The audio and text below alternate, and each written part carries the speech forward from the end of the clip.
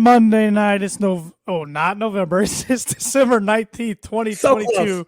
So close. I'm even wearing the Santa hat tonight. I botched her out of the gate saying it's November. Happy Thanksgiving, everyone. It's the last episode before Christmas for the Tan and J-Man Show.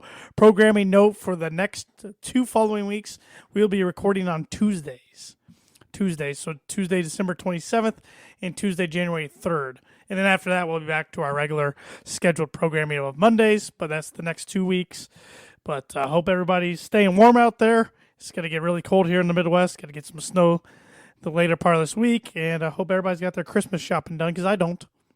Oh boy, I'm always down to the buzzer, Jay. Man, I come through in the clutch at the end. We've had some things delayed if you're ordering off of Amazon because having to run around. So you might have to head to the store. Yeah, luckily with what I think I'm gonna get remaining, I don't think it's gonna be Amazon. So I did order myself some snow boots today off Amazon though, just to try to prep for the snow that's supposedly coming because I don't have any, and if we get as much as is forecasted from Thursday through Saturday, I'm gonna need some to go shovel. How much are they predicting for you? Well, I'm not sure the Fort Wayne area. I know northern Indiana's quite a bit. But I know the forecast last night did say possible blizzard Thursday through Saturday. So yeah, last I checked here in the Chicagoland suburbs, it's talking like 15 to 20 inches. Yeah, that's good. If that comes and happens, that's going to delay some holiday plans for everybody, I think. Yes. Yeah. Yeah, not good. Not Fun, good. But first white Christmas in I don't even know how long. It seems like it's always warm. Last year, I remember Megan and I took our dogs, or 2 dogs, for a walk on Christmas Eve because it was 60 degrees. Yep. You just never know. You never know. I'm definitely one of those people that I like snow around Christmas time, but after that, it cannot snow for the rest of the year, and I'm good. Yeah, January and February are brutal. I hate those months, and we were both born in those months. So we were, and you know, I'll say I jinx us all because I was just saying last week, I'm like, December hasn't been too bad. Yeah, snow-wise, and I'm like, that means we're gonna get pounded in January and February. Well, now we might get pounded in December. So good job, Tanner. Good job on that one. I was thinking the exact same thing. Sometimes I just need to keep my thoughts to myself. But oh wow, I got some birdie bogey for you here. Oh, this is a big one. It's a big one, and I'm giving you a little bit of a softball. That's nice of you. Quotation marks. Patrick Mahomes became the 4th quarterback in NFL history to throw 35 touchdown passes in 3 straight seasons, joining what 3 quarterbacks? Can you repeat that again? I'm sorry. Old Patrick Mahomes, your favorite quarterback ever, has become the 4th quarterback in NFL history to throw 35 touchdown passes in 3 straight seasons. Okay. Who are the other 3 quarterbacks to have accomplished this feat? That's a heck of a question. Birdie Bogey is brought to you by Noble Gnome LLC for fresh, locally grown, nutrient-dense produce from Bryce and Katie Roman of Mentone, Indiana. Like them on Facebook, follow them on Instagram, and check out their website, noblegnomellc.com. Get your Christmas veggies. Yeah, a little late to probably get their merch for a Christmas present, but you can get it for an after Christmas present, I guess. Yeah, get them for a New Year's present. There you go. Why do presents have to stop? I never said they had to, so. There's a stigma around presents. They should have them all the time. Yeah, there we go. Mm-hmm. Let's get it going. Let's get it trending, as the kids say. Youths. What are we starting with tonight, J-Man? You want to start with some baseball? Sure. Like we did last week. It wasn't a huge week for... it was a huge week for signings, I should say. Carlos Correa signs with the San Francisco Giants for... $380 million or something like that. Giants missed out on Aaron Judge, missed out on a couple of Carlos Rodon signed with the Yankees, so they lost him, and they needed to go out and make a big splash, and they made arguably the biggest splash of the offseason so far, signing 28-year-old Carlos Correa to that massive deal. He'll be getting paid till he's 40. Usually those contracts towards the end do not look very good. I mean, some are comparable. You look at the Miguel Cabrera contract, who they signed. The Tigers signed him into his 40s. It's looking terrible. The Joey Votto contract, he had a terrible year last year where he was injured. That contract's looking pretty bad right now. They paid him into his 40s. There's been some other deals too where guys have gotten these huge deals and it's paid them into their 40s and it hasn't gone well towards the end of it. Now, the thing with Correa, the fact that he's only 28, he's literally entering the prime of his career right now. So if you can get, of those 12 years, if 6 of them are really good, it's worth it. If you can win a World Series or 2, absolutely worth it. So good on the Giants for going out there and making it happen. As far as the Cubs go, I was very, very disappointed that the Cubs did not or were not able to sign Carlos Correa, Trey Turner, or Xander Bogaerts. Very, very disappointed. So they go out and they had to sign a shortstop. They had to go overpay for Dansby Swanson, and that's exactly what they did, signing him to a 7-year, $177 million contract. Underwhelmed. I like Dansby Swanson. I think he's a fine ball player. Don't care how much money they gave him. Not my money. As long as this doesn't prevent them from buying here in free agency the next couple years, totally cool. The Hayward deal, $184 million deal that the Cubs gave him back in December of 2015, it didn't force the Ricketts. The Ricketts chose to not let them really spend any more money. So as long as the Swanson deal does not hinder them from going out and signing any free agent they want, you look at the Padres, third smallest market in Major League Baseball. They now have 3 guys who have signed contracts $280 million or more.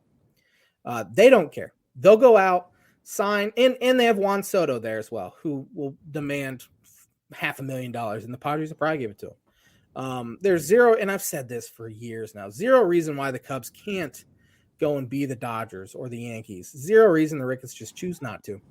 Now, Dansby Swanson as a player, fine player, probably the best defensive shortstop in baseball right now. They're going to shift Nico Horner to second base, and that is arguably the best defensive middle infield in baseball. And then you add a Cody Bellinger in center field, who's one of the best defensive center fielders in baseball.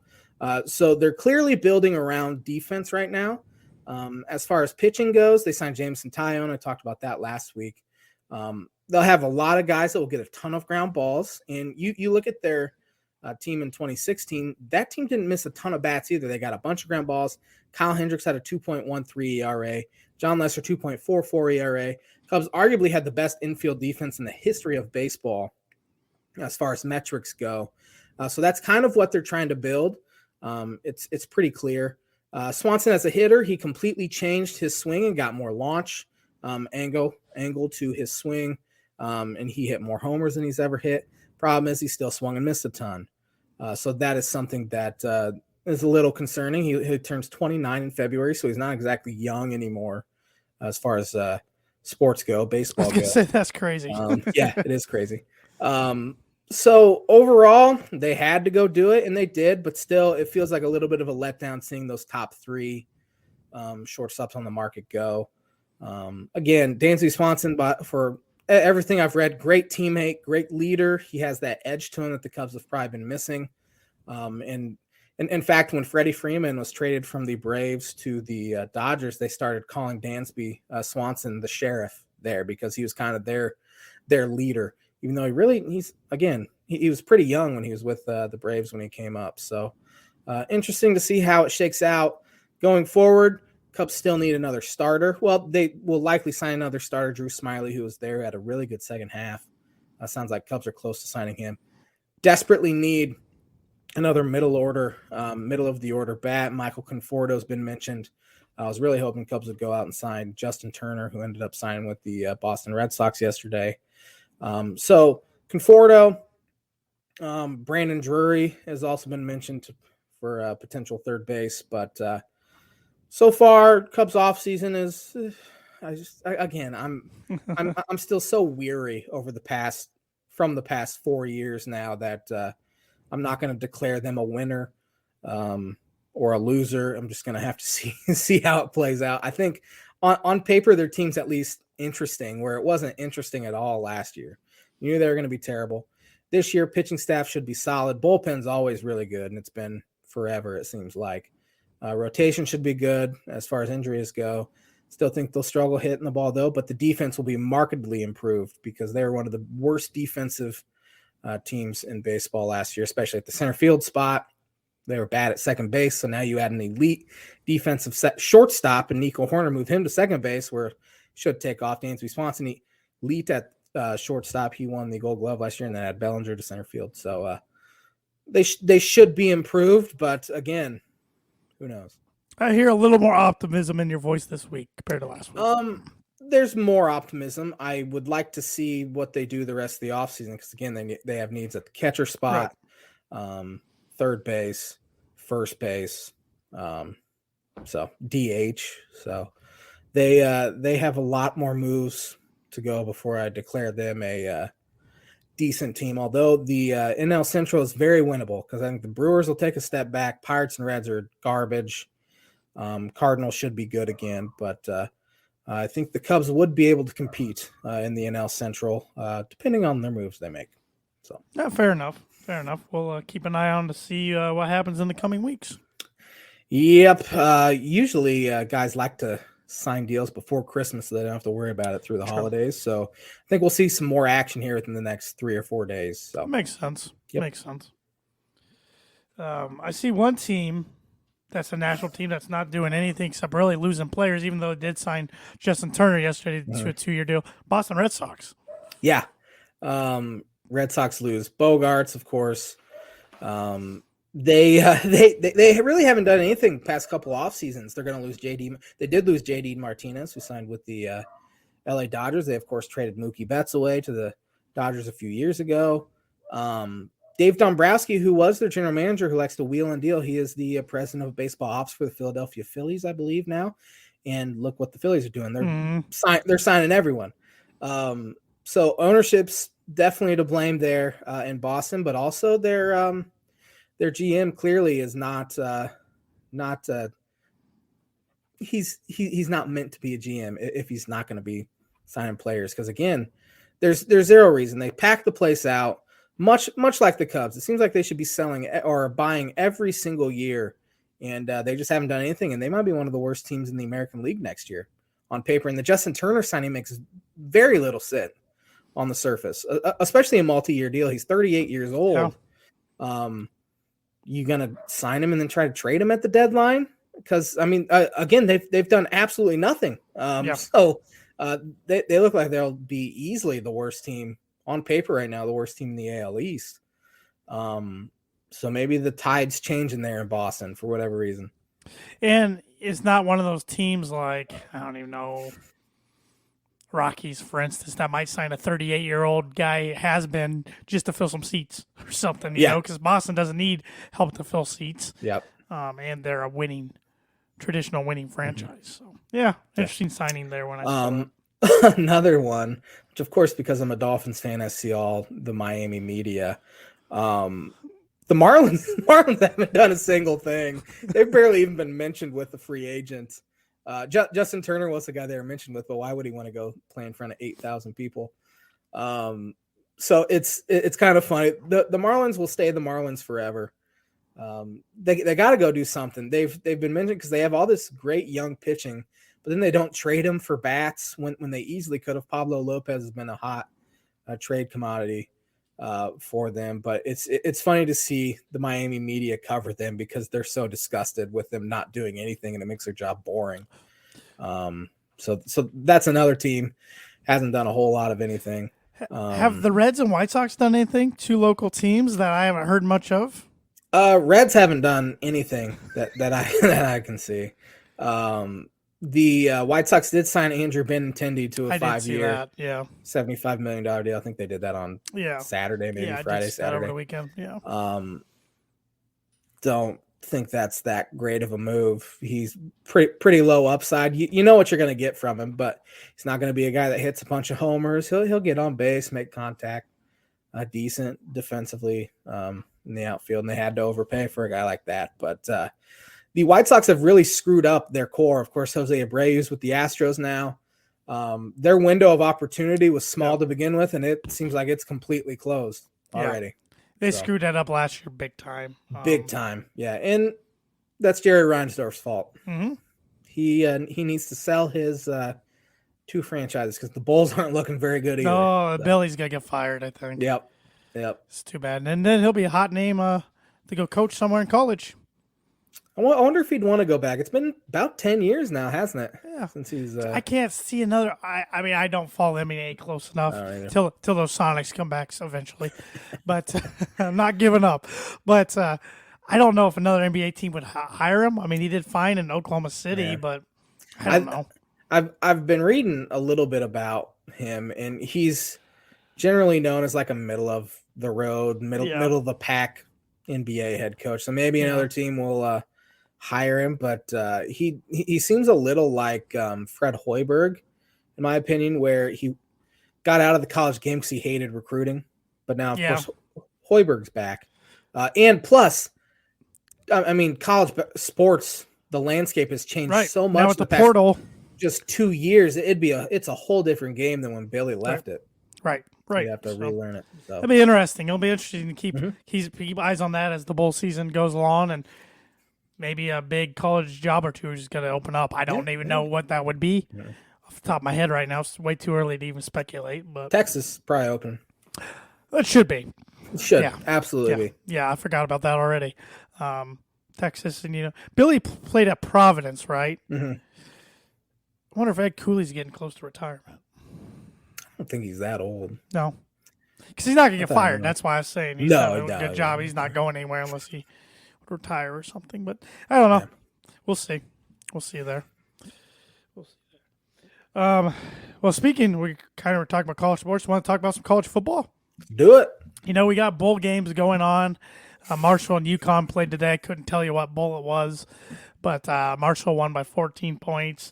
There were some entertaining bowl games over the weekend that happened. We're getting some better games later on this week. And then, of course, we got the college football playoff will be on the 31st. Yeah, 31st. And then you got some other big bowl games around New Year's Day. But just like we have the last few years, we're seeing more and more players opt out. Yeah. You can't blame them. Can't blame them. Absolutely cannot blame them for wanting to not get hurt. It's the Jalen Smith, Jake Butt sort of thing. Really is. So you can't blame them if they have NFL aspirations, because we've seen some guys get hurt and fall in the draft and cost themselves millions of dollars. But from a fan standpoint, it does stink, especially if you buy tickets and you're going to, pay to fly down to a game or flights out to a game or whatever and then pay for a hotel and all that because bowl games can still be fun. They're just not what they once were. They once were the reward for a hard-worked season. But now with the opt-out, it's changed. Do you think there'll ever be a solution to the opt-outs, or do you think this is just the world we live in now? Honestly, the playoff has kind of changed that as well. And when they expand the playoff, it's probably going to look even worse as far as opt-outs go. I don't think there is a solution. If guys don't want to play, they don't want to play, or they don't want to risk getting hurt, which again can't fault them for not wanting to risk it. It does stink because your dad used to run this big bowl pick'em that was so much fun every single year, and now you almost can't even do it. No, it's just a coin flip. That's what he and I decided last year and this year not to do it. And we did. Tan J-Man Show, we did a contest last year that my dad won, and he got a free t-shirt. I decided not to do it this year because I'm like, too many guys are opting out, and sometimes you don't even know they're going to opt out till it's too late. Heck, we're even seeing guys in the playoff. Ohio State, that wide receiver, his name escaped me right now. He opted out. That's in the playoff. So when you got guys opt out of the playoffs, I don't know what you do. I don't know if there's an answer. It will be interesting in 2 years when it expands to 12 teams. And I was thinking the other day, well, when that happens, maybe they cut down the bowls. Not if those cities and communities have anything to say on it. That's big income for them, those bowl games. So I don't think bowl games will ever totally go away. No. But they're just not as important as they were even 5 years ago. Yeah. I mean, it's still a cool reward. The players get rewarded for having a solid season or a really good season. Yep. And again, these cities almost depend on that income. Yeah. Each year, the Marshall-UConn game was the Myrtle Beach Bowl. So Myrtle Nice. Beach got some nice. Sounds like a nice place to be right now. I'm sure a ton of UConn fans showed up. First bowl game in a while. Yeah. But yeah, I don't see it changing. Yeah. Well, anytime and like, soon, or and you know, even though bowl games are a little sour for fans compared to what they used to be, I sound like a broken record here. It's still huge for those underclassmen to get extra reps and practice for a month. That's mainly the reason you got to keep them, besides the cities and communities profiting off the bowl games. I mean, your freshmen and your sophomores just getting extra reps on. The week after the season ended, I know Bielema said the first 5 practices, it was all guys. He literally called them developmental practice because it was guys that didn't, either guys that redshirted or guys that didn't play a whole lot. That was their practice. So the regular guys just kind of had the week off, helped out. But it's huge for those teams that are able to do that for sure. Yep. And get some momentum going in the spring practice and then in the next year. Purdue's in such an interesting situation for their bowl game. I mean, their former head coach takes the Louisville job, and so then they already know they're going to play LSU in the Citrus Bowl. But then they start having guys kind of opt out of the bowl game for different reasons. They hire their new head coach, which was not hired when we recorded our episode last week, Ryan Walters, who was the defense coordinator at Illinois. I will be honest, he's not who I wanted per se, not who I was expecting. But I am happy with the hire. I am all in. I think most Purdue fans are all in now a week later. A lot of them changed their tone from the night of or the day of. A lot of them were just ready to hit the panic button, and you know how hires are. Yeah. And I'm just laughing like, and this goes for any of you and I or anybody who's a sports fans team. You might not like the hire or anything, but back the guy up. Support him until he starts losing games. You got no other option. Right. What you can do is just not root for the team at all. And let's be honest, fans know very little. Yeah, they do. So. They do. They're not the ones that get paid to do these searches and make these choices. So it'll be interesting. He's bringing some different juice. This is the first defensive-minded head coach I've ever seen Purdue hire. First one they've hired since the 80s. So it's definitely different. But he's already got a air raid offensive coordinator coming in, and Graham Harrell, who used to play for Texas Tech and under the late Mike Leach, and now that's he was the OC at USC and then West Virginia. So we'll see. I mean, Purdue did lose their best defensive lineman today to the transfer portal. That kind of hurt. Did not see him entering. I thought, the guys they had lost early were offensive guys, and only one of those was a key guy. He's an offensive lineman who went to UCLA. So Purdue might see him in 2 years when they join the Big Ten. But I don't know. Jeff Brom has flipped a few of their recruits down to Louisville. PJ Fleck flipped one of their wide receiver recruits today. So Ryan Walters is going to have to go through the portal to retool the roster, and that's fine. But no, I'm good with the hire. I'm excited about it. Yeah, Ryan. I mean, you look at Ryan Walters. His defenses at Missouri weren't that great, but Bielema saw a rising star and took a chance on him. And he didn't recruit a whole lot because Bielema doesn't like his coordinators to recruit that much. But the one guy that Walters seemed like he was recruiting the hardest was Jair Hill from Kankakee, Illinois, who just put everyone thought it was an Illinois-Michigan battle. Well, Hill came out with the top 5 today, and it's a couple schools, but then no Michigan, and it's Illinois-Purdue. Yeah, so, right. It seems like an Illinois-Purdue battle, and he's choosing on Wednesday. I would guess it'll be Illinois, but it's interesting because the guy who covers 247 Sports crystal balled Michigan yesterday. Yeah. Most people thought it was Michigan's to lose. Yeah. So that's kind of interesting. But yeah, Walters, the development that he did with the defensive backfield, took a bunch of 2-star recruits. Devin Witherspoon turned him into a Jim Thorpe Award candidate. And he's been in every first-round mock draft, and he was a consensus first-team All-American. Kirby Joseph started the year last year as a wide receiver, and they needed some safety depth, and so they had him switch to safety, and within 6 weeks, he led the Big Ten in interceptions, was taken by the Lions in the third round, and is now starting at safety for the Detroit Lions.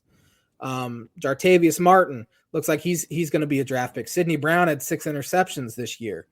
So his development with the defensive backfield is pretty astounding. I mean, Illinois' defense was garbage under Lovie Smith, giving up 40 points a game. I remember they lost 63-0 to Iowa. And Iowa can't score points, as we all as we all know. And he ended up having one of the best defenses in the country this year. So I think, and the first thing he has to do is win the team over, and him walking into that first meeting and giving Maccabee a scholarship won him over right away. Doesn't hurt things at all. That was the perfect way to start. Yep. At Purdue. So yeah, he's saying all the right things. He was on the Jim Rome show today.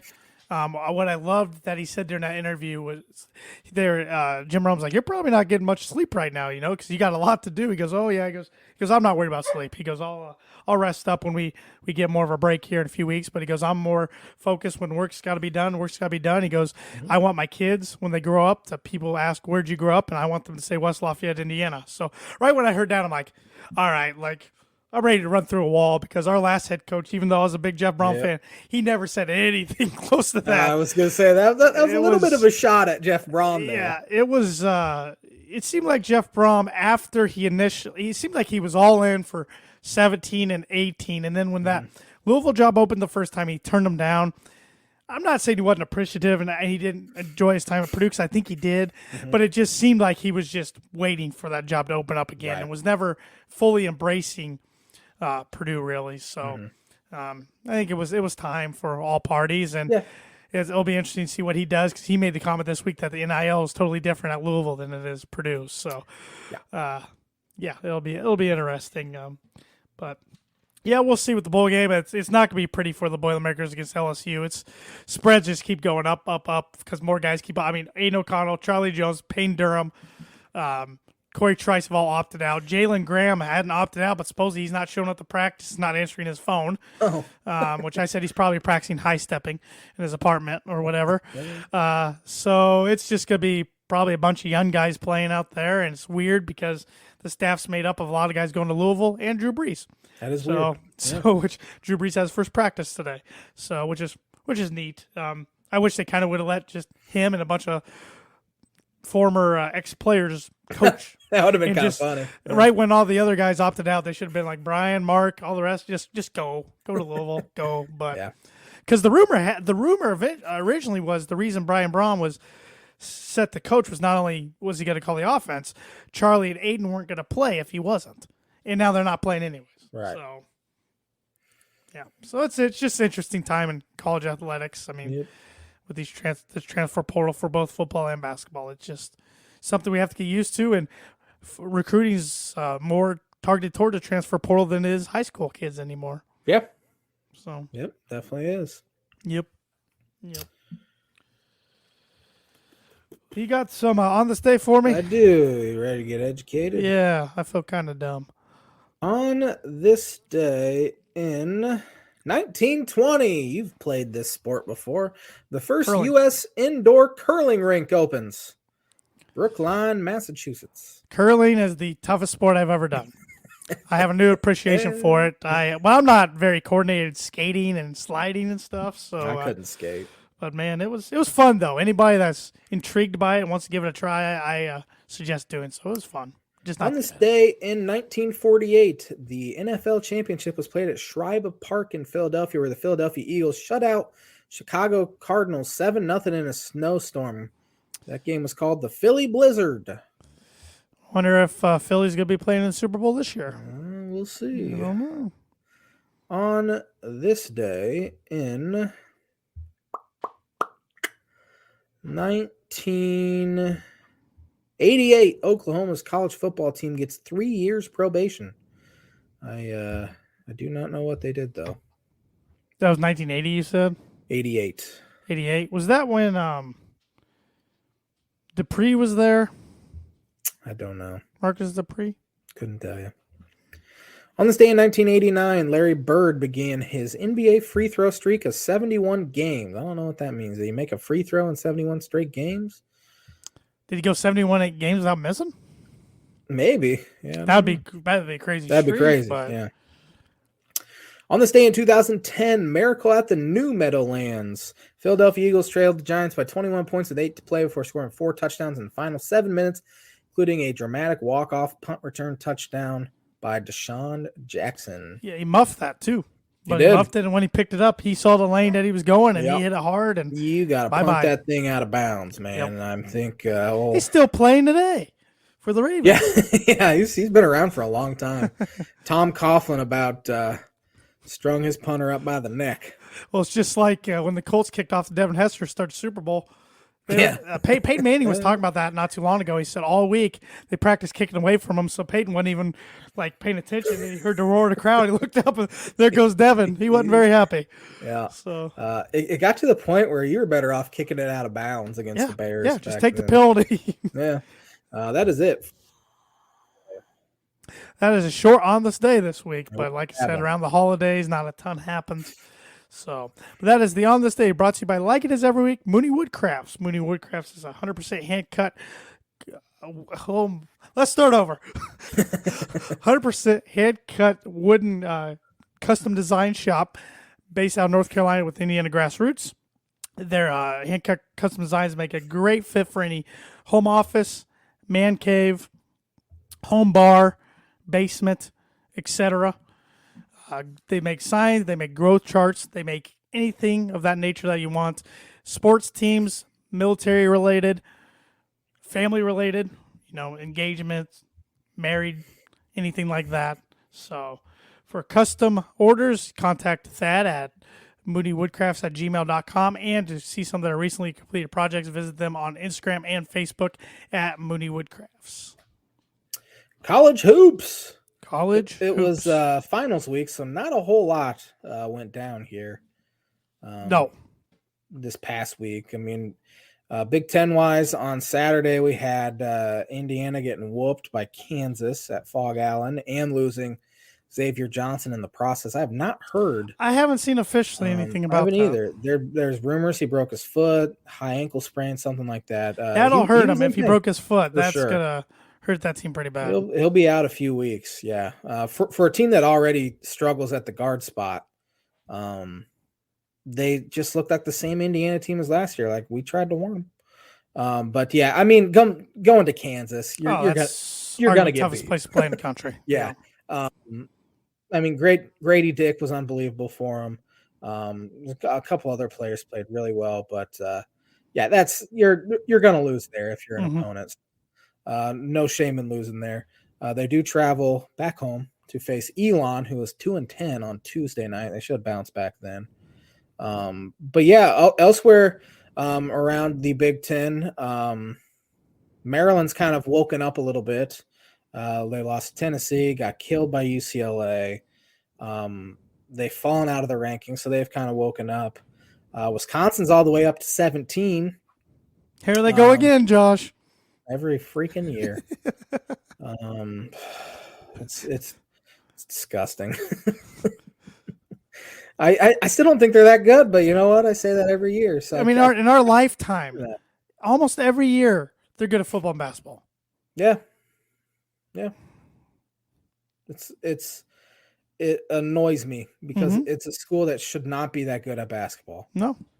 And every single year, I mean, they had Johnny Davis develop into this star last year coming out of nowhere, but how's this team doing it? Tyler Wall's pretty good. He is good, but he's not like a Big Ten player of the year. Yeah, it's not a Johnny Davis type leap. No. Chucky Hepburn's pretty good. They're just maybe Greg Gard's a better coach than you want to give him credit for. I hate giving him any credit, but I'm gonna have to start. Well, I'm gonna wait till the end of the year. Fair enough. We'll see how that ends up. A little worried about my Illini.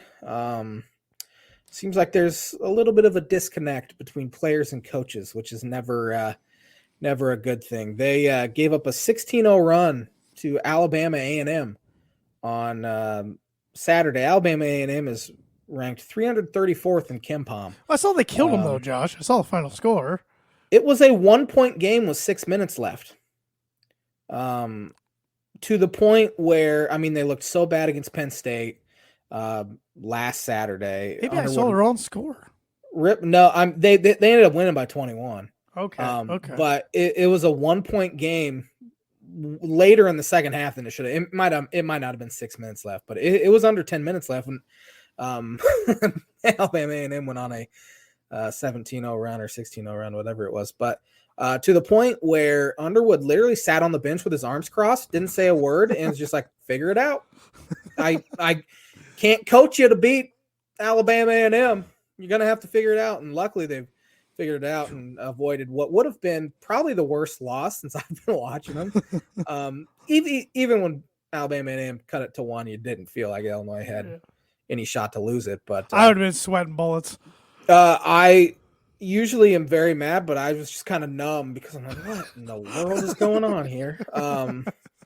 And that's even worse. That's even worse when you're numb. That is worse. But then after the game, Matt Meyer kind of like, we got to figure things out between players and coaches. Then he kind of went at Underwood a little bit, saying, Coach Underwood's more about mentality, where with me, I play better when I'm like on a diet and I'm fasting and all of that. And now you shouldn't say that in post-game stuff to the media, because then it just runs amok. And he tweets after the game, all like, we're all good. I was just frustrated with the game, that sort of stuff. But as far as that goes, Matt Meyer's been around forever. He's won a national title. Wouldn't you let him do what he wants to do when he feels like he's most successful? It seems like that should happen. Underwood should kind of relinquish control a little bit.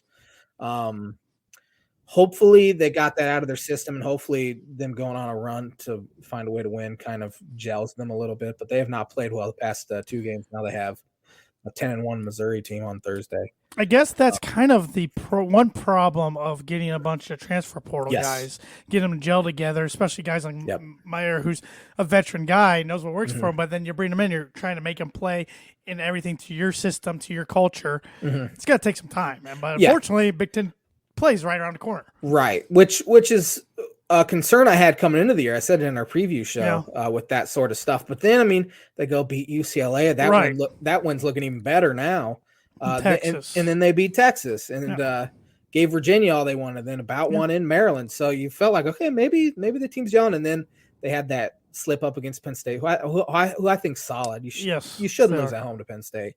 But then they played bad against Alabama A&M, which I was calling like a get right sort of game. Go out there, win by 60, feel good, and it didn't happen.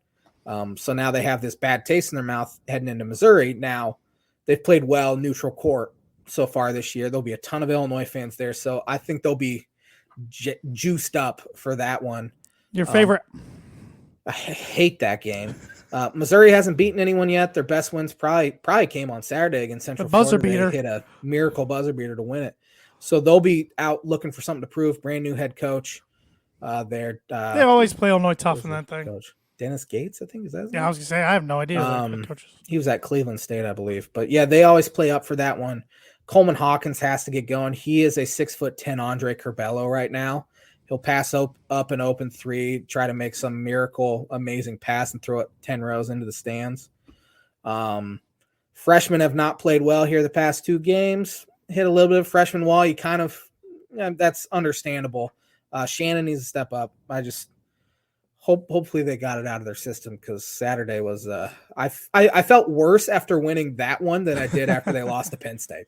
Yeah, because at least in conference, things. Everybody knows each other so well. Right. And Penn State's different than Alabama A&M. For sure. But yeah, so it's always hard to play in finals week, though. It is. It is. I hate making that excuse. I know. I do it every year because my team never plays good in the weekend of finals week. Plus, the stupid fans are on, or the students are on break for another month. Yeah. So the crowd's always dead when they're gone. Yep. So they have Missouri, and then they come back home and face Bethune-Cookman on next week. But elsewhere around the Big Ten, I mean, Purdue kind of survived against Davidson. I didn't watch any of that game. I didn't watch a second of it either. I was busy doing some other things, but I kept checking the score. And besides Zach Edey, they just once again couldn't put the ball in the hoop. That's 2 games in a row, Nebraska and Davidson, where I mean, literally, Fletcher Lawyer hit his first 2 shots. Then besides that, and besides Edie in the first half, the team went 1 for whatever it was. Wow. So they just couldn't put it in the hoop. I was talking to my dad this morning on the phone. He said, if Purdue just hit some shots, they win by 15 to 18 pretty easily. They just couldn't do it. But yet they played pretty good defense. They took Foster Lawyer out of the game. Caleb First played well in the second half, and like I said, Edie was just a monster. And the guy's just putting up ridiculous numbers. What he's doing right now, just insane. There's no other good Purdue big man in the past that could do this. Juwan Johnson, Caleb Swanege, as good as they were, Carl Landry, Isaac Haas wasn't as good as those other guys I mentioned, but they could not handle double teams and everything like Isaac is, or not like Zach is right now. I mean, when he gets doubled or even triple teamed, he finds the open guy. He's not turning the ball over. He's not panicking. He's hitting more free throws than not. He looks like the real deal. And if he keeps this up, it's like, how's he not going to try to jump pro? But he's kind of got maybe the Kofi Coburn situation where a lot of NBA teams, they don't want those big guys. They don't want to tool their offense around a 7'4" guy.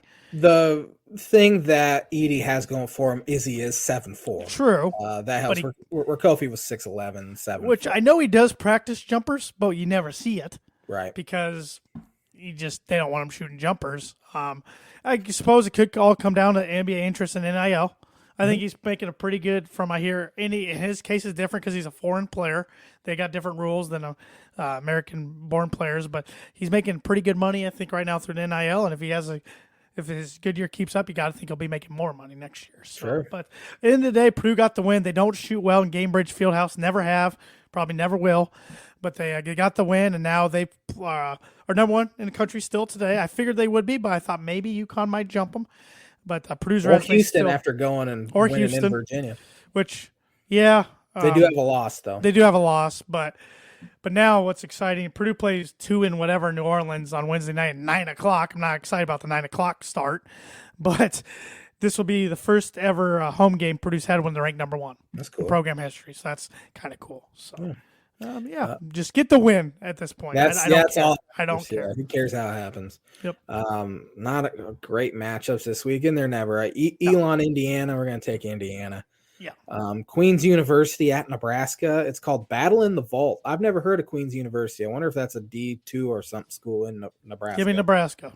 Yep. UIC at 8-2 Northwestern, who killed DePaul. Northwestern's weird. Like, on the times I watch them, they look good because they're killing folks, and then they get killed by other people. Killed by Pittsburgh. Right. Know. So, Northwestern should win that one. Yeah, Northwestern has really good guard play. This is, they have really good guard play. Down low, they don't have, lost Pete Nance and Ryan Young, for that matter. But Boo Buie, Chase Audige, Ty Berry, all pretty good. Oakland against Michigan State. That's at Michigan State. It's usually in Detroit. Yeah, it's usually at the Little Caesars Arena. Mm-hmm. Michigan State been a close one. These are always pretty good games. Oakland's 2-10 this year. Oh, okay. Michigan State easily. Yeah, give me Michigan State big. Michigan against North Carolina in Charlotte. North Carolina. Yeah, Carolina had a big come-from-behind win against Ohio State. Pete Nance, the aforementioned Pete Nance, had a miracle jumper at the buzzer to tie it in regulation, and they won. And who just took Michigan down to the wire on Saturday? Lipscomb. Yeah. They were losing to Lipscomb for a lot of the second half, but they have not found their footing. They've not. Give me Carolina as well. Eastern Illinois at Iowa. I think Iowa's still playing without Chris Murray too, and they keep winning. Give me Iowa. Maine at Ohio State. Ohio State. Give me Ohio State. New Orleans at Purdue. New Orleans is 2-7. Yeah, Purdue. Give me Purdue. Thursday night we have St. Peter's at Maryland. God, I hate even saying that name. Maryland, so I don't have to say that name. Give me Maryland as well. Chicago State, who's won 3 games this year, is probably the most in school history. Traveling to Minnesota. Yeah, Minnesota. Give me Minnesota. Though Minnesota's bad. They're 5-6. 9-3 Quinnipiac traveling to Penn State. Penn State. Give me Penn State. Number 16, somehow Illinois jumped 2 spots this week. Number 16, Illinois traveling to St. Louis to take on Missouri. This is how far this game's fallen. It's now on SEC Network. Illinois hits a buzzer beater to win by 2. Every year I predict a close one just so you're sweating. Yeah, the disconnect between players and coaches really scares me, so I'm taking Missouri. I just feel like Illinois is going to lose it. I know what you're doing. I know what I'm doing. I think I didn't pick Missouri last year, but it was a close game, and then they ended up winning by 30. Illinois did. Just don't punch anything, Josh. Those days are over.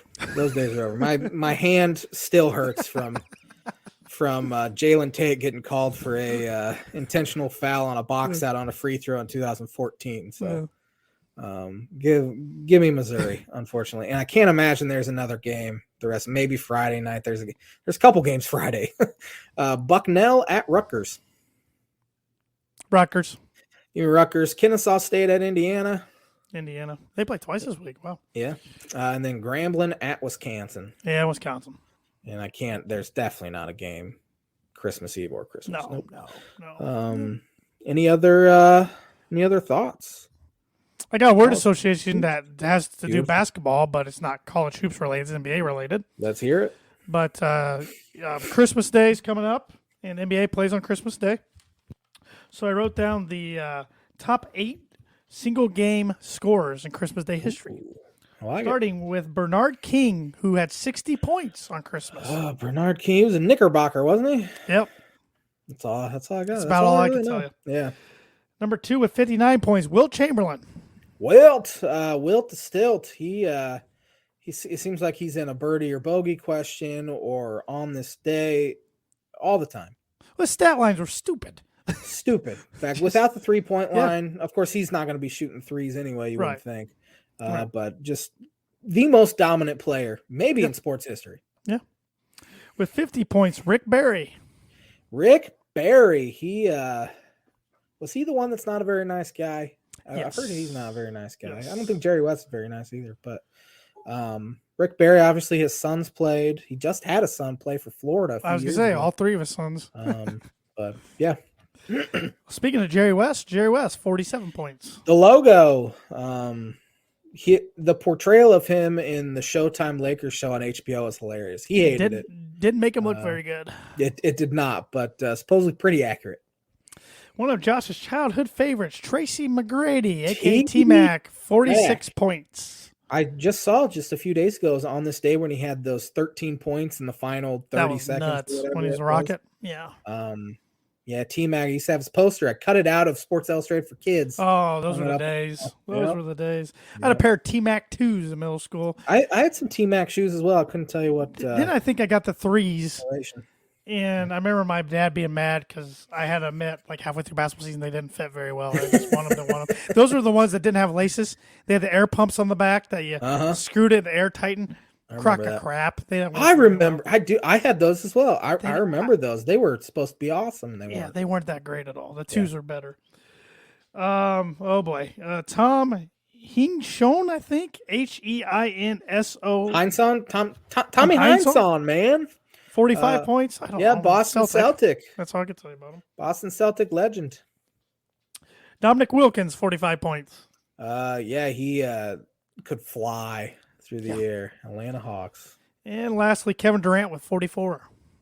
Durant, is he ever going to win a title? I don't think he's going to. Well, he won one with Golden State. Is he going to win one by himself? No. Not going to win one in Brooklyn. I don't like Brooklyn. I can't stand them. Either. Don't like Kyrie. Nope. Don't like Durant. I know Harden's not there anymore, but the fact Harden played there makes me not like him. I don't like Simmons. Ben Simmons. Nope, don't like Simmons. Nope. No, they gave Steve Nash the boot, even though it's probably granted. Yeah. That's the word association segment for this week, which is brought to you by, like it is every week, Proforma Print 2 Promo Group. If you're looking for a trustworthy, dependable resource for your next trade show, company picnic, or sales meeting in 2023, Proforma Print 2 Promo Group has over 50 years combined experience in promotional products and commercial print. They strive for fast and efficient response to all your print needs. You need to look no further. Let them be your one-source print and promotional company today by giving Barbara Van Weinsberg a call at 574-210-3815. This episode's brought to you by The Damn Landing. Whether you want an epic burger, hand-tossed pizza, hand-breaded tenderloin, seafood, craft beer, or a handcrafted cocktail, Damn Landing is the place to be. The Damn Landing Bar and Grill, located on beautiful Lake Manitou, focused on freshness and quality. You can wash down their delicious food with one of their 16 beers on tap, including a constant rotation of today's best microbrews or domestic flavors, or a handcrafted cocktail made using fresh ingredients. Taking the fantastic views of Lake Manitou and their beer garden or outdoor bar area. Whether it be boats or wheels, the Damn Landing is a place to be, located 1305 Ewing Road in Rochester. 3 winners, 3 losers. Well, one winner's got to be the Minnesota Vikings, doesn't it? They're not on my list, but they're on mine. I don't care how bad the opponent is, how bad the opponent choked. You're down 33-0 and you don't give up, and you come back and win it in overtime, and you clinch the NFC North. You're a winner. That's a winning day for them. Yep. One of my first winners, Detroit Lions. They're fun to watch, Josh. I was really hoping the Commanders won last night because I think the Lions could overtake the Giants. Now it's going to be tough to overtake the Giants. Could sneak in, though. Mm-hmm. Their schedule sets up decently favorable. They're 7-7 after starting 1-6. Yeah. Unbelievable job by Dan Campbell. Yeah. Jared Goff's playing the best football he's played since the Super Bowl. He's not going year. anywhere. They're a fun team to watch. They score points. I loved watching them beat the Jets yesterday. Aggressive play calling in that game when they needed it. Always do it. Detroit Lions for sure. Number 2, the Jacksonville Jaguars, down 27-7 against the Cowboys, come back and get an overtime win, and all of a sudden they control their AFC South destiny. Yeah. And this was a team I was saying all year, like I can see hints of that they're coming, like a year or two from now. If they somehow squeak in the playoffs, they're way ahead of schedule. And Doug Pearson can coach, and Trevor Lawrence is looking like a dude all of a sudden. Yeah. I think they're better than the Tennessee Titans. I do too. Titans are falling off a cliff. The quarterback situation in Tennessee is awful. You can only hand it off to Derrick Henry so many times. Had every opportunity to win that game yesterday and just refused to do it. Yep. San Francisco 49ers going onto the road to the 12th man and taking it to the Seahawks. Brock Purdy's playing like a seasoned vet. That defense, pretty good. Got him. Defense, best unit in football, running the ball well. This team's going to be a scary out in the NFC. Yeah, absolutely. My last winner, the Cincinnati Bengals. Me too. Big deficit. Tampa Bay came back and closed that deficit like that. Joe Burrow's playing awesome.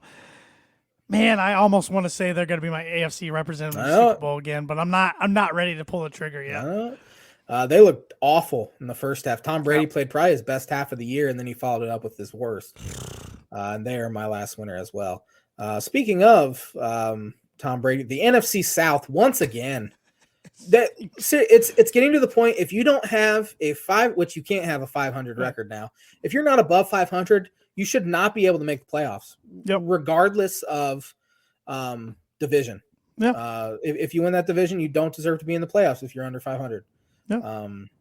And it's looking. I mean, Tampa Bay'd have to win out to have an over 500 record. Yeah, their schedule of all the NFC South teams is most favorable, though. Mm-hmm. Yeah, but they're not. I don't even think they win a playoff game, and I think Brady retires as he should.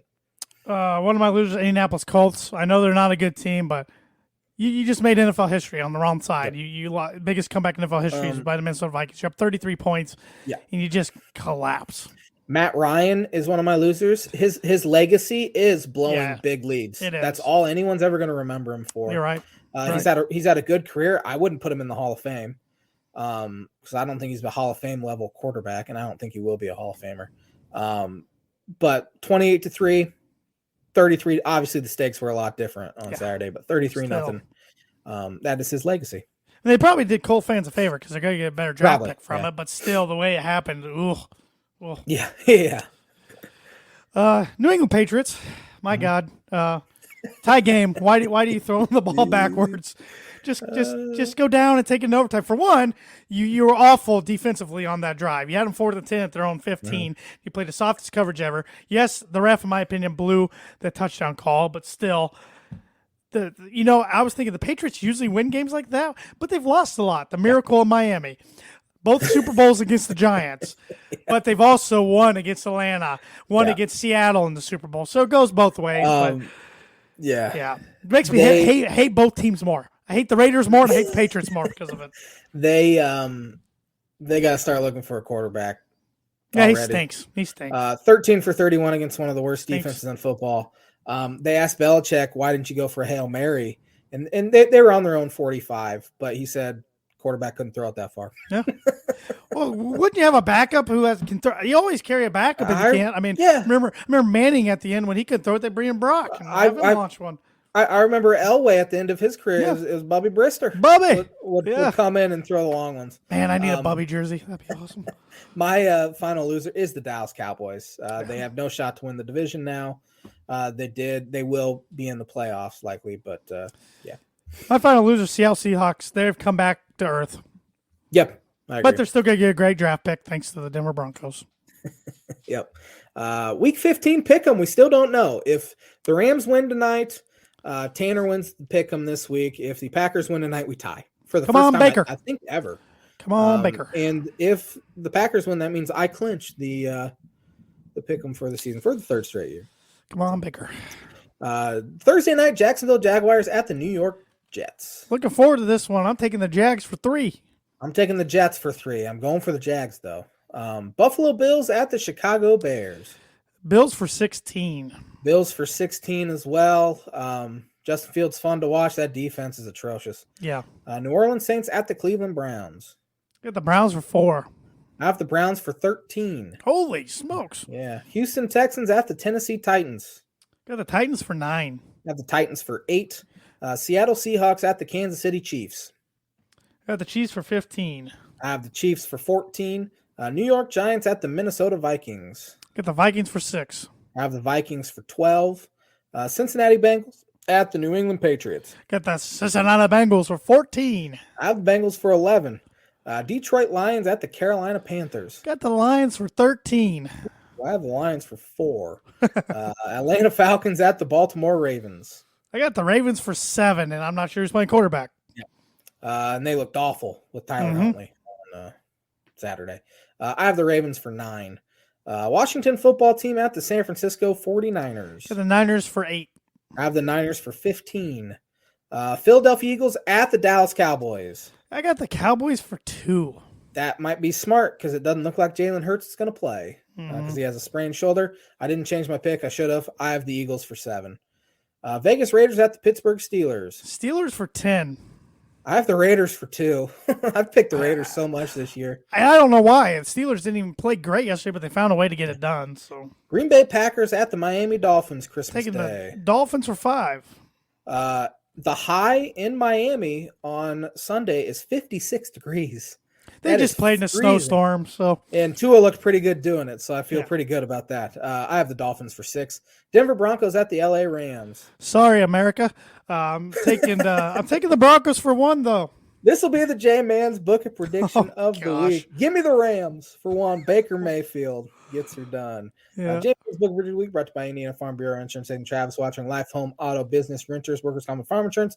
Contact Travis 219-869-4561. His email is travis.watching@infb.com. Tampa Bay Bucks at the Arizona Cardinals. I got the Buccaneers for 11. I have the Bucks for 10. Cardinals are done. Like they've Trace McSorley was done. probably going to be their quarterback. Yeah. So LA Chargers at the Indianapolis Colts. Chargers for 12. I have the Chargers for 5. Looks like Jonathan Taylor's done for the year. Yeah, which you might as well at this point. He hasn't been very good this year. He's been very hurt. Let's see here. Birdie Bogey real quick. Patrick Mahomes became the 4th quarterback in NFL history to throw 35 touchdown passes in 3 straight seasons. Joining what 3 quarterbacks? 4. This could be it, Tanner. I know, and I got a lot of names in my head. I mean, No pressure. I'm thinking Breeze, Manning, Brady, Favre. I'm going to go Drew Brees. Yep. I'm going to go Peyton Manning. Yep. Oh, God. Oh, God. I'm going to go Brett Favre. You got it, man. You're in it. Let's go. You are in it. 1 stroke back. I was down to Favre or Brady, so. Woo. You got it. Christmas came early. Christmas came early. You still got I got a chance. We might tie.